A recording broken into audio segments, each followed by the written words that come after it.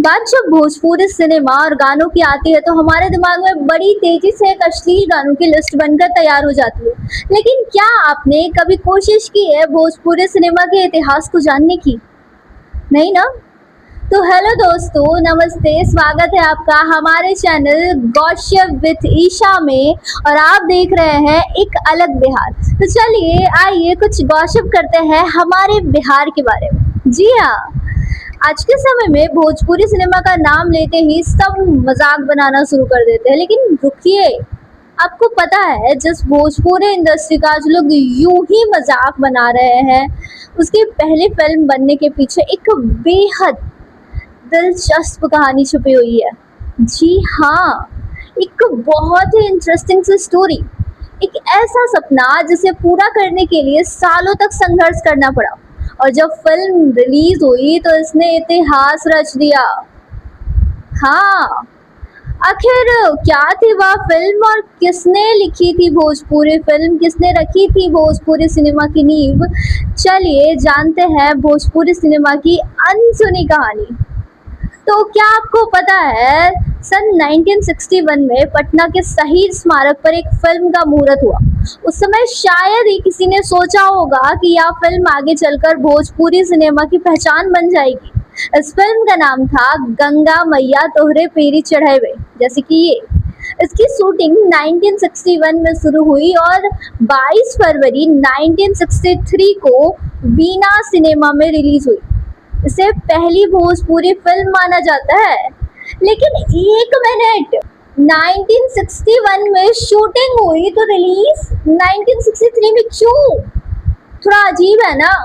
अब आपके मन में ये सवाल होगा कि फिल्म का मुहूर्त जब 1961 में हो गया था तो रिलीज 1963 में क्यों हुई? दरअसल इसके पीछे भी कई सारे रीजंस थे।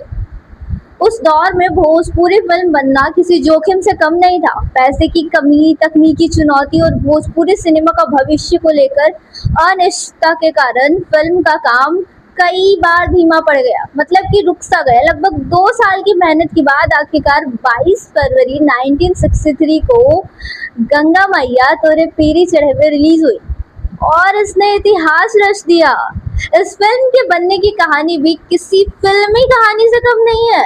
जी हाँ, कहा जाता है कि भारत की प्रथम राष्ट्रपति डॉक्टर राजेंद्र प्रसाद ने अभिनेता लेखक नाजीर हुसैन से कहा था कि भोजपुरी जैसी समृद्ध भाषा में भी एक फिल्म बननी चाहिए। यही बात नाजीर हुसैन के दिल को छू गई और उन्होंने भोजपुरी फिल्म बनाने का फैसला कर लिया। फिल्म की कहानी भी नाजीर हुसैन ने ही लिखी थी। निर्देशन किया था कुंदन कुमार ने और निर्माता थे बिहार आरा के व्यवसायी विश्वनाथ प्रसाद साहबादी। जी हाँ, कैसा लगा आपको ये? तो एक अभी बाकी है यार, इंटरेस्टिंग फैक्ट ये भी है कि क्या आपको पता है कि इस फिल्म की शुरुआती बजट सिर्फ 1.5 लाख रुपए थी, ओनली 1.5 लाख, पर करीब 5 लाख रुपए तक। इंटरेस्टिंग है ना। लेकिन एक इंटरेस्टिंग बात ये भी है कि क्या आपको पता है कि इस फिल्म की शुरुआती बजट सिर्फ 1.5 लाख रुपए थी, ओनली 1.5 लाख, लेकिन फिल्म बनते बनते इसकी लागत करीब 5 लाख रुपए तक पहुंच गई थी। उस दौर में ये बहुत बड़ी अमाउंट होती थी यार, बहुत बड़ी रकम मानी जाती थी।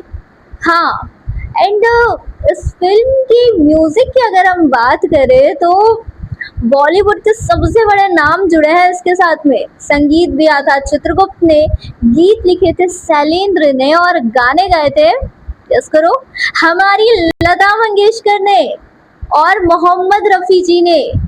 महान गायकों ने, सोचिए पहली ही भोजपुरी फिल्म में इतना बड़ा संगीत संयोजन होता है कहीं। फिल्म की कहानी उस दौर में एक बेहद इंटरेस्टिंग और बेहद स्ट्रॉन्ग पॉइंट को लेकर के आई थी, वो थी विधवा विवाह।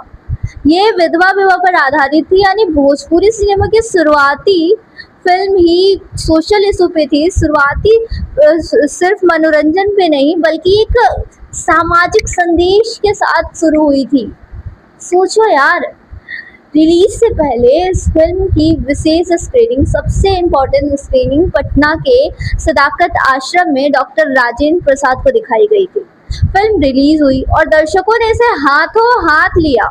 इसके बाद भोजपुरी फिल्मों का सिलसिला शुरू हुआ और धीरे धीरे एक नई इंडस्ट्री का जन्म हुआ और वो थी भोजपुरी इंडस्ट्री।